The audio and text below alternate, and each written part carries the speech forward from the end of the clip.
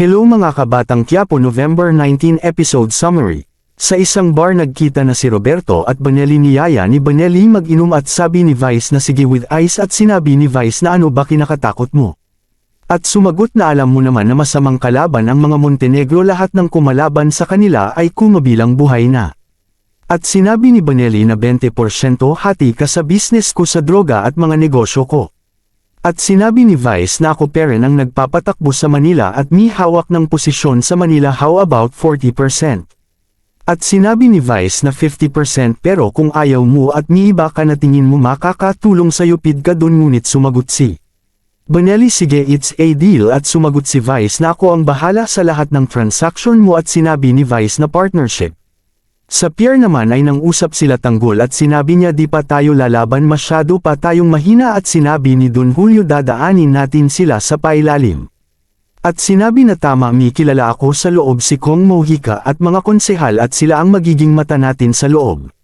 Sa bahay naman ng mga gerero niyaya ni Erica si Santino umupo at sinabi ni Santino na baka magalit si Santino. At sinabi ni Gustavo na andito ako at ako nag-utos sa'yo, sumabay ka na samin at sinabi ni Gustavo na bagay sa'yo ang shirt na yan ah. At dumating si Miguelito at galit na sinabi kay Santino ang kapal mo din kid ha, bakit andito ka? At sumagot si Gustavo na ako ang nagsabi na sumabay siya. Ngunit nagalit si Miguelito at sinabi na bakit suot mo ang damit ko at sinbi ni Gustavo na ako ang nagbigay kay Santino niyan. At hinubad ni Santino at binato kay Miguelito at sinapak naman ni Miguelito si Santino at nakabawi ng sapak si Santino. At biglang inatake ng mga tauhan ni Miguelito si Santino at hinawakan para golpihin siya ni Miguelito.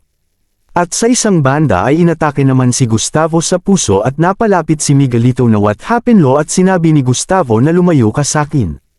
At inilayo ni Erica at Stino si Gustavo at dinala nila sa kwarto at sinabi ni Gustavo kay Santino na magaling ka yung galawan mo pang boksingero.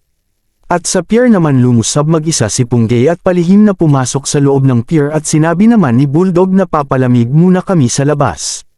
At dahan-dahan naman na umaakyat si Punggay papunta sa pwesto nila tanggol at nang nakaakyat na ito ay narinig niya na lo akala ko balalaban na tayo ng patas at eto na ang pagkakataon para magbago tayo at labanaban ang mga politiko na may ginagawang masama. At sinabi ni Punggay na itaas ang kamay at sinabi ni Enteng na di ba yan yung niligtas natin.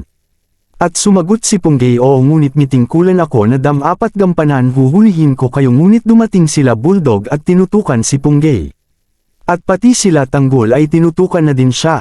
Abangan bukas. Galit na galit si Rigor dahil may nagpatakas kay Merits.